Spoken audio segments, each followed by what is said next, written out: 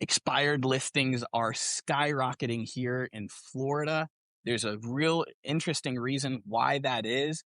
And sellers are having a really hard time. We're seeing right now 35% of sellers are having a price improvement or price decrease within a week to week basis. This type of activity has really never been seen before. Even in the '08 time period, we have not seen this level of price decreases in such a short period of time. And sellers who aren't able to get their prices, they're expiring their listings. They're working with their real estate agents and they are relisting the property in 31 days. Why 31 days? Because they want the ability to reset the day count clock for their property so it looks like a brand new listing when it comes back on the market, so it starts to get activity. The truth is, the consumer isn't dumb. They look right through this and they're able to find out that, oh my goodness, we can see exactly what happened on this property previously. So more people are trying to sell their house, but they can't. The realtors are manipulating this data and it's making it very, very challenging for sellers to sell their home. And that is part of the reason why we haven't seen the inventory spike as high as we probably thought at this point in the marketplace, because we are seeing 1,000, 2,000, 3,000 listings expire on a monthly basis. Now, about 60 to 70% of those expired listings will come back onto the market in the next 90 days, right after they have their reset. Maybe they have a little vacation they want to go on before they figure out what they want to do with the house. But it's a little gimmick from real estate agents to figure it out. Likewise, we're seeing 35% of active listings get a price improvement on a weekly basis. We've never seen this type of activity before. And the reason why is because we're in an affordability crisis. Okay. So 62% of people in Jacksonville and around the country are living paycheck to paycheck. And I showed a graph previously showing that, debt has just completely skyrocketed for the consumer. And everybody says, well, yes, consumer debt has gone up, but so has inflation. That hurts this bottom 62%, basically arguing my point. If 62% of people are living paycheck to paycheck and inflation is up and their paycheck and their wages haven't caught up, those are the people who are using Klarna. Those are the first-time home buyers. That's the reason why a first-time home buyer median age is now 38 years old when it used to be 30 years old. So this is really terrifying. And what I'm going to do is I'm going to show you the numbers of what I'm talking about, why it's so expensive from one of the properties in my own neighborhood. So I bought my house here where I live in Jacksonville for $860,000 back in late 2020. Now, if you were to buy a very similar house, almost identical house, pool home, beautiful, beautiful neighborhood, same exact street today, you would be paying $1.35 million. And instead of having an interest rate of what I got, 2.75%, you would have an interest rate around 7%. And that is with 20% down and, a 620 plus credit score. Now, if we look at this house, it is mind-boggling. My monthly payment is $3,200 for my property.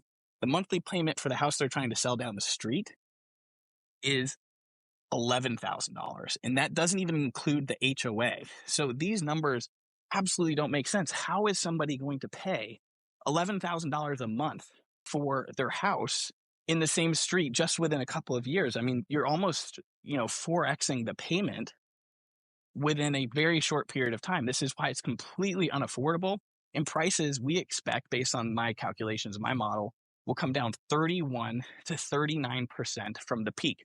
Now, we peaked in August of 2022. That was 6 to 8 months after the Fed started their rate hike. We sold all of our rentals. We sold all of the properties that we could because we knew, hey, interest rates go up, real estate prices come down, and we knew that our market was a very speculative market. We had tons of people coming in to our market buying investment properties, condos, townhomes. Condos and townhomes are getting absolutely slaughtered right now. We're seeing a massive spike in the number of active listings for that market, and their association fees are also skyrocketing. So it is actually worse this time than it was in 2008. The consumer is loaded up with debt. And if you look at my other videos, and I can put them in the link below, we also have an FHA and a VA loan crisis that is coming through because we haven't had any sort of foreclosures on those two products for the last basically 5 years, and all of that is coming to a head at the end of this year as Trump has gone in and replaced the heads of the FHA, the HUD, and the VA. So we're going to, and it got so bad on the delinquencies for FHA, it hit 15.3% serious delinquency for 90 days plus delinquency. And then they stopped tracking the data, which is just absolutely terrifying. Some people claim that it's because of Doge. The reality is they probably got in there and saw how bad it is. People aren't paying for their properties, that they decided to stop tracking that data. So that's why Pulte and all these other folks who are now part of these programs are trying to figure out, how do we boost this housing segment? Because they can see in the South and the Sun Belt and these areas that had rapid growth, how the market is going to absolutely potentially collapse in the next few months. And by the end of the year, we're seeing a drastic change in number of new listings. The expireds will come back on the market. And of course, we have this affordability crisis that is coming through. So I'm going to show you real quickly this house that, is pretty similar to mine. And it went from $3,200 a month to be able to afford this, which is totally reasonable in Jacksonville. The median household income in Jacksonville is around $65,000 per year. And so I don't know how the normal person who actually lives in Jacksonville would be able to purchase this. So this would have to be purchased by somebody who is from another state, who has already made their money, income, and to be able to purchase this property. So let's take a look at this house real quick. One sec. And keep in mind, as I shared in one of my other videos, the migration is down 80% to Florida from the peak, and the builders continue to build. And what we're seeing right now is a big preference of home buyers wanting to buy new construction because look at this house behind me. Check it out. A beautiful house. We're seeing buyers, because of this issue, they are preferring to purchase new construction because they can get the rate buy downs. Now, a lot of people, why would they go after an existing home where they have to get a 7% rate when they can go to new construction and buy a brand new home and get a, 3, 4, 5% rate, depending on how far. So to summarize, ultimately, we're going to see a skyrocketing inventory going into the end of this year. As you know, there's seasonality in Florida, and we're going to see, usually home sales drop off by about 50% from August when school starts until the end of the year. Usually December is a little bit better. But if you're a buyer and you're looking to buy October, November over the holidays is usually the best time to be able to purchase a property. And so if you are looking to buy, reach out. I can get you in touch with a top agent. We can time it perfectly. We can get the negotiations.